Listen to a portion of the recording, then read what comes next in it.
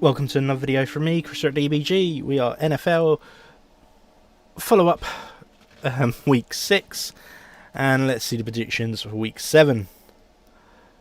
Oh, I'm in trouble. I'm in trouble.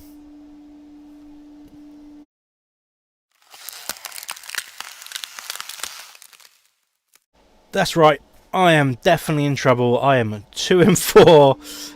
Should have been a game, well, it was a must-win game, and to be fair, every game from now is a must-win game if I stand a little bit of a chance or hope to get into the playoffs. And we'll see the percentages of that when we get through. But let's see what happened. Where did I go wrong? Very clearly in one position, and I spoke about it last week, and I didn't even take my own advice, so I feel dumb for that. Why didn't I make that mistake this week? It might be too little too late. So Gino not really having a great game, Carr having a great game, Austin Ekeler limited, was expecting him a lot better against Dallas, just didn't get it. Christian McCaffrey didn't actually have a good game. I thought I was in for a chance, obviously got off injured. Caution if him playing next week. Derrick Henry, great game, almost scored that touchdown when he went for a really big breakaway. Wish he got more on that. 18, great, but he is on a bye. It's not going to help me this week. James Cook, people are getting frustrated of him now. He is starting to drop off the scoring. Let's hope he does a lot better. And we had DJ Moore come back to reality. Fields is injured, so I think he is a wide receiver 2 at best. So it wasn't working there. CD Lamb having a great game. I hated him for it, but also loved him because I am a Dallas fan. From a fantasy point of view, I wanted him to receive no balls whatsoever, but that wasn't the case. Pittman, great game. I expect actually going forward having some really good upside and a safe floor as well. Not massive, not wide receiver 1, but definitely a high wide receiver 2 going forward. DK Metcalf not getting as much play, but it was a low scoring game. He's Mr. Reliable. He's always going to get you those 10 to 15 points every week. Logan Thomas back down to reality. I chased numbers here, chased fantasy, and I shouldn't have done it. So that was completely my error. Cole Kmet only 2 points. Elijah Moore only 5 points. He is pretty much a non-existent for me, and it was against 49ers, so dominated all over. Even though they did win, it was a low scoring game. Amari Cooper having a good game as well. Not expecting that from that. Gardner Mitchell 9 points. Oh, just get more. He was almost like a Mr. Reliable. No fumbles, no interceptions. That's what you expect. And then he just absolutely trouses that statistic and gets loads. Jacob Myers, I was not expecting 70 points. I did say in my previous week that he was going to get good upside. 16 points. Wow. 17 points, sorry. Just blew it away. Yeah. Dallas was expecting some things from them defensive-wise, but that didn't even come in. And as you can tell in the Monday night game, it was 88 points each, I think, going into it. No, it couldn't have been. Something like that. Something low scoring. And I think I just blew it. I had Ekeler and Cowboys unexpected to score some big things, and he had Lamb left. I was expecting it to be more of a defensive game and a running game. Wasn't that at all. Dallas passed the ball incredibly well. So, it is what it is. On the bench, this is where I should have done. Smith would have gone in. Would have been 12 points. That's where I should have been. Simple as that. As the only good change I should have made, and I didn't chase what I agreed with last week. Brandon Cooks actually having a surprisingly good game at 14 points. Not someone you would expect reliable each week. But let's go on to the other players and the other leagues. Badlands now at 4-2. opposite of me, doing really well, 136, and Trump going back down to 3 and 3. Wilson only 6 points, Jackson only 16, not so much on him, expecting more things. David Montgomery won't come off injured, so expect good replacements there. They're going to get some high scoring, but actually I think it's going to be more spread out to the wide receivers than anticipated. Mara Cooper? That's not right. Alvin Kamara at 16 points, doing exceptionally well. Must start. He's a must start. He's just all over the place at the moment at 21 points. Zach Moss at 17. Kieran Aaron at 21, doing exceptionally well. All three of those, you're expecting those numbers to come again. Zach Moss, I actually don't rate him as much this week, but actually I think he's got some touchdown upside to put in, especially for the amount of bye weeks that are going on. Adam Thielen getting 28 points. He's just having a blinding career, isn't he, for Panthers? Even though they're not winning, but they're passing to him. They need to, because they're always behind, so they're doing well for him. Zay Flowers at 17 points, actually having a really good game, had some good upside. Going forward, actually I do think he's going to get those 17 sort of points again in week 7. Kyle Pitts actually surprisingly doing something this week. Expecting going forward, hey, for all your Pitt fans out there, you want it. Me personally, I don't know. I think Smith is getting more looks in the end zone than Pitts is, and that's where the upside is. Mark Andrews, 10 points. Still not big game, but Jackson not really passing to him as much, especially on the red zone area. Brandon Ayuk, 11 points, not as much as you want, but going forward, I think he's going to do really well, especially with Debo out and McCaffrey out. I think they're going to look for Ayuk a lot more, and the tight end as well. Chris Olave, 16 points, getting back into it. I think he's pretty much where he should be. Joe Burrow, only 13 points, not doing particularly well, not doing much. Going forward, actually, I think he's going to get those consistent 15 points with upside. And that's where you go. Puka Nuka. I get names wrong all the time. It's my dyslexia. I'm sorry. It's the worst thing for me. But you know who I'm on about. Only 6 points. Expect to bounce back. I think he is a high wide receiver too, going forward for next week, even with everyone back. Bills 6 points and Chiefs 16 points, having a blinding game. I think anyone against Denver has as a defense is someone to grab, which is Packers this week, and that's who I have grabbed. On the bench, 16 points for Dalton Schultz. Great game for him. Going forward, it's hard to predict. Gabe Davis coming back down to reality of only 3 points against Giants. Expected much bigger things for him, but just wasn't looked enough in the end zone, and it was a very low scoring game considering. And Saquon Barkley getting 16 points. He is definitely my my running back for this week, for week 7 going forward. Hitman 101 points and Fanet Wanderers 126. So good scores for them. Trevor Lawrence actually doing really well at 14 points. Sort of expecting that to go 4. Tua, he's just having a blinding season, isn't he? He has got speed for his wide receivers, and he's able to find them somehow. They are just open, and he gets those large plays and the touchdowns upside as well. They're high scoring, so expecting him to do big things every week.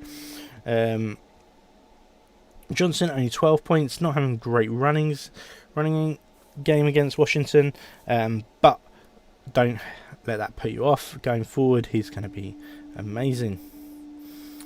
Swift having a great game as well, 17 points, and expect him to do that again this week. I think he's got high upside again. Brian Robinson, who people don't expect to have the high upside normally. But actually, this week I really rate him against Giants. Going forward, I think he could be getting that 15 points, maybe even breaking into the 20 points. So expect big things on him. Kennard Williams having a great game as well. 21 points has always got high upside there. So let's go forward on that.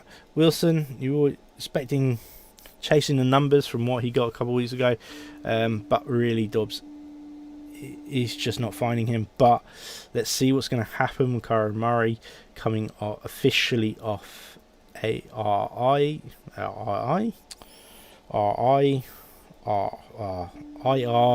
Sorry, this week. So let's see how that's going to progress. I don't think Murray's going to play this week or next, but potentially could be the earliest he could come back is against the Seahawks anyway, which I think is 2 weeks away. So we'll see. I think in 3 weeks actually Kyler Murray's going to come back, and I need him because he's on my bench. Jalen Waddle, 18 points. He's always going to have a high upside with a low floor, but when he finds the ball, he's going to get the points because he's got so much yardage and big play potential. Rice having a good game at 12 points, but Hardman is coming back.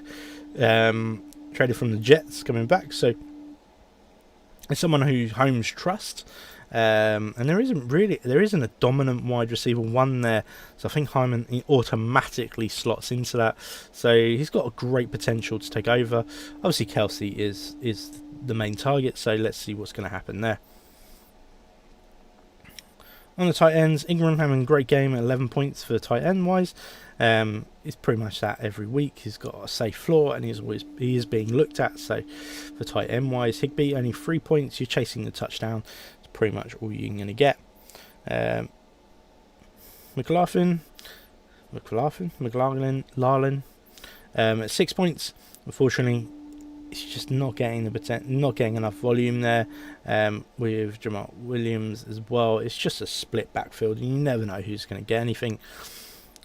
Adams, with all the problems that are going on there, it's hard to know what's going to happen going forward. I think he's still an outstanding player. He's finding space. He just needs the quarterback to find him. Let's see what's going to happen there. Sam Howell, a great game, and actually I really rate him this week as well against Giants. Going forward, really good. Purdy, you look like Matt Jones out there without your star players. Let's hope this week you have a bit of a bounce back. But actually, if you're starting him, a bit of a caution going forward, I think. Texas 6 points and Eagles 7. Not much to speak about there. On the bench, there were some good players. Could they have made a difference? No. Well, they could have. They just would have scored you more points by winning by more. So, really, Christian Kirk finding good upside. Boyle having good volume at the moment. With Higgins still not quite finding it, and Jamal Ford, I don't think he has got his place anymore, with Kareem Hunt getting more and more possession out there. So let's see what's going to happen there. Elijah Mitchell has definitely come off IR, and he could be filling in the 49ers backseat as well. So let's see. Oriental Lovers 99 and Dak 134, both now 3-3 as a tight game. Let's see what's going to happen going forward there. Justin Fields obviously coming off injured. It's going to be interesting how he recovers. Only getting 4 points. Hurts 19. It's what you expect every week, if not more. He's got a running upside and the offense to help. Jacobs, actually really rate him this week. He obviously only got 10 points last week. Actually, he's my running back 3 overall this week. Alexander Madison, 10 points. It's what you sort of expect going forward, and well done for him. Breece Hall taking over. He's such a good running back at the moment, and actually I expect 13 as a low score for him for week 7, but with high upside because of the touchdown potential. He's always getting goal line work. Justin Hill, it just isn't his backfield. It's a split backfield across everywhere, so I don't know what's going to happen going forward, but you're just hoping to get some volume in buy hell weeks, really. Chase having a good game, not as what you expected, but still with the low scoring, 15 points is actually really good for him. Going forward, he's going to get more. Ridley, 7 points. He just wasn't looked at as much as Kurt, but let's see what's going to happen going forward. On some teams, they're just not going to have the quality to be able to mark him and Kurt, and that's what you expect. They just need to move the ball a little bit more, but hey, we'll see what happens. Tyler Lockett at 15 points, doing exceptionally well. So I think he's a lock-in for that. I think McCaffrey I think he's injured this week. So keep a lookout for him because he's got a lot more. If he takes over as the wide receiver 1, Sheffield and McCaffrey and him are pretty much joint for that anyway. He's got a lot more higher potential. Drake London having a blinding game against Washington, and I think you need to look at any Giants. Well, normally you'd look at the Giants wide receivers, but now with a change of quarterback, it's quite hard. You won't get that same type of scoring from the Giants wide receivers, so don't just chase them because the previous team did well. Drake London is a star in the making there. Dallas Goedert, 9 points, just wasn't getting the looks in. Jake Ferguson equally not getting the looks in. Don't know what's going to happen going forward there. Smith, only 9 points. AJ Brown is the key there, so you're always hoping that he's going to get a little bit more of a touchdown upside. He's just not getting as much volume there. Who is getting the volume in the team is Brown. Amon-Ra St. Brown, 30 points, having a great game, having touchdown potential. He's getting played out of the backfield, he's getting played short game on the slot, he's also getting some wide balls as well. He's all over the place in that backfield, as well in the wide receiver position. Expect that always going forwards. Michael Thomas actually having a good game for once, 10 points. Is it reliable? No. Would you like it to be? Of course. It's hard to predict what is going to happen going forward. And on Herbert, Justin Herbert, 19 points, really good quarterback, and expect that pretty much every week. He's got the weapons and he is throwing and getting the upside as well. On the bench, is there anything else that really would have changed? Not really. Bryce Young is a good backup quarterback, especially for hell weeks at the moment. So let's see what's going to happen there.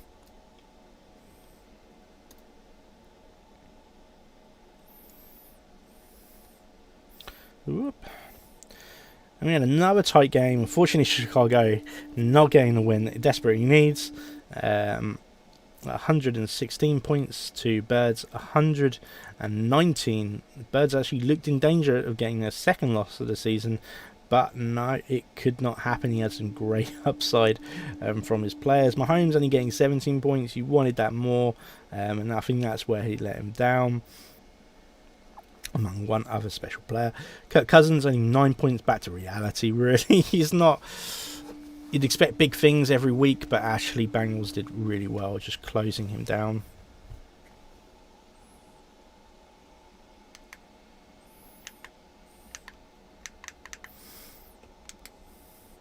Maybe my sound went then. Hopefully not. Roschon Johnson just didn't play. So that was a mistake on Alex's. He just didn't put him in, and he did have a player that would have slid in quite easily there. So unfortunately, always check your roster for those players, but sometimes you just don't know until like 5 minutes before or an hour before, and if you're not online, unfortunately, you can miss that window, and I think that's just what happened. White only getting 6 points. He's not really having a great season, let's be honest. Hubbard having a great game actually for 15 against Miami, doing well. Walker 18 points, and actually he is my running back 1 for week 7. Expecting big things for him. Tyreek Hill at 28 points, having a great season as well. He's always going to get you high upside in Miami. AJ Brown 20 points again. He's similar to Tyreek Hill, without as much upside, I don't think, just because of the amount of space that they've got in Miami as wide receivers when they're trying to cover so many other options. Marcus Brown only 9 points. Garrett Wilson having a great game as well at 17. Hopkins having 12 points, which is great for a tight end, but unfortunately when you're comparing it to Kelsey, just drops off quite a lot. Kelsey is being looked at by Mahomes left, right and centre at 21 points. Chris Godwin having a good game considering that Evans is sort of just recovering from that injury at 13 points, and Evans there at 8. Goff equally having a great game at 22 points, and I think he's just really underrated actually, because if you look back, yeah, he's got some blips, but he's scoring a lot. The offense is so good, but now they're going to rely on the passing even more with a banged up running back. Actually, I'm expecting better things from Goff. Well, not better things, just more consistency, if anything. Matthew Stafford is normally Mr. Consistent at only 13 points this week, expecting sort of that 13 to 16 points on average from him. On the bench, could anything have changed? Yes. It is this Ahmed, 12 points, would have come in and would have won the game for Chicago. But would you have put him in only if you noticed that Roschon Johnson wasn't playing? That's pretty much it. On the other side, would you put Ridder in for Stafford? No, so nothing would have changed really there. And the last game is a celebration, because Cleveland Steamers lost, which isn't a celebration, but Ramsgate, first win of the season, 1 in 5, really good for him, considering Dan has a really good team, but he's just been outscored most weeks by just someone else, and actually he has got a really good team. They just haven't been performing as well as you think, unfortunately. With Josh Allen, 13 points, Prescott having a blinding game somehow, and not throwing interceptions left, right and centre at 24 points. Travis Etienne having a great game as well at 22 points. Actually, I think he is my running back 7 this week. I expect good things from him. Turner Pollard at 17 points, again having a great game. He is not here for this week because he's on a bye. Dallas on a bye? I'm sure they are. Yeah, they are. Week 7 is a bye. So, effects there, 17 points. Good for him. Pacheco, 13 points against Washington this week. I actually got him in my top 10 running backs. I think he's going to have a great game. Stevenson, yes, finally, getting those volume, getting the breaks. Can they just keep giving him the ball? Except from week 7, only for a fantasy point of view, because I'm against Raiders this week. But going forward, I think they just got to keep doing that. Deebo Samuel obviously came off injured. Keep a look at your line out if they're going to play him or not. It might be a game time decision, but keep an eye out on the Twitters and on obviously ESPN. Diggs, sorry, Diggs having a great game, 20 points. He's Mr. Consistency. He's wide receiver 2 in my books for this week, and he's pretty much always going to be a top 5 anyway. Nico Collins, 13 points, good game for him.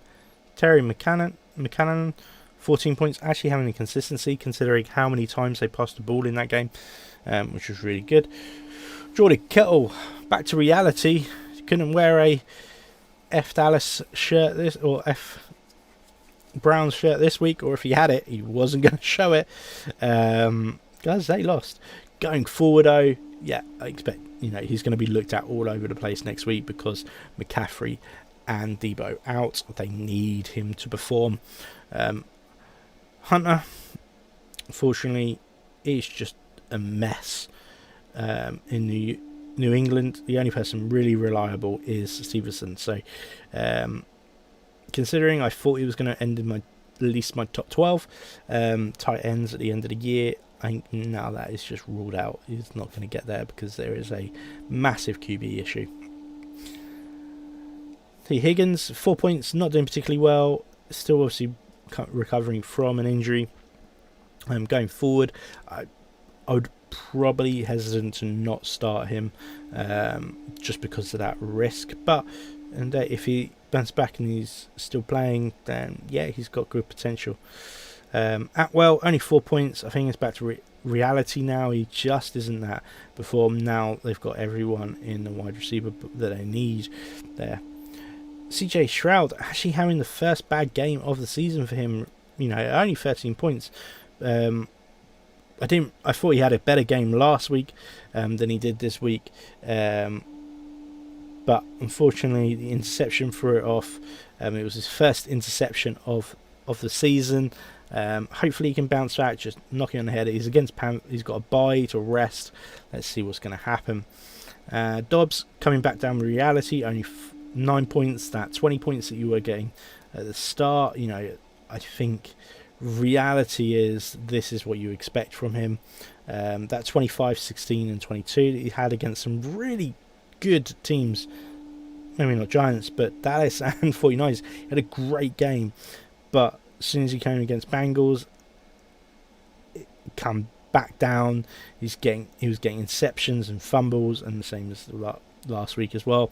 Going forward, does it make a difference with Seattle? I think it does, and I think now with them going Kyler Murray coming off IR, is he just going to go, I need to ball out and play fantastically just to keep my slot for those extra couple of weeks before their franchise quarterback comes back in play?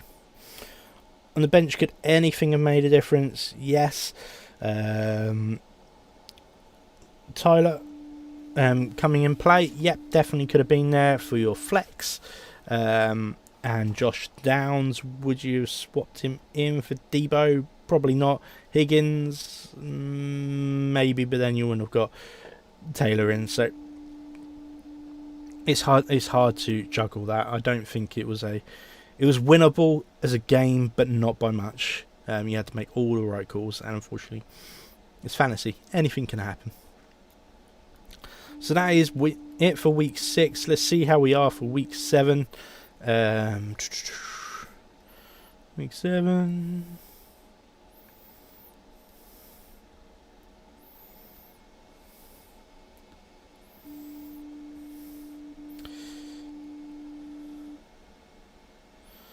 Week 7. I'm against Dan and Ramsgate Raiders. Let's see what's going to happen there. It's going to be tight.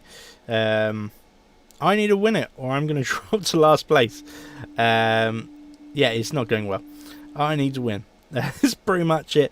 My only luck is that a couple of players are on bye. I got Henry that's on bye. That's probably my only drawback at the moment. Otherwise, everyone else is in for me. Match-wise, we've got some good tight games going forward, but we'll see what's going to happen. You know, if Jones can actually play, that'll be amazing. I need Eckler to perform, which is not always reliable. 18 points I actually don't think he's going to get. As in getting lower, because the run defense is so good. Well, actually, the run defense is not bad, but the running back passing game is a lot better. Is a lot better at stopping Eckler in the game he's got. So that upside that he's got actually drops. Diggs has got a good game ahead of him. He's always going to score high. Everyone else is pretty much standard. Otherwise, that is everything. There is some tight games, as you can see, going up. We're all like 4 or 5 points off each other, apart from a couple which are quite big. The Birds, big advantage there, predicted, and same as Fanet Wanderers. But actually, the amount of teams that are there, the amount of good players that are there, anything can happen. So I wish you the best of luck for week 7. Can I get out of it? Can I not be in last place? Please, fingers crossed. Like, subscribe, all of that jazz. Hope you have better luck this week than you did last week, and let's keep the fantasy rolling. Happy hobbying and good night.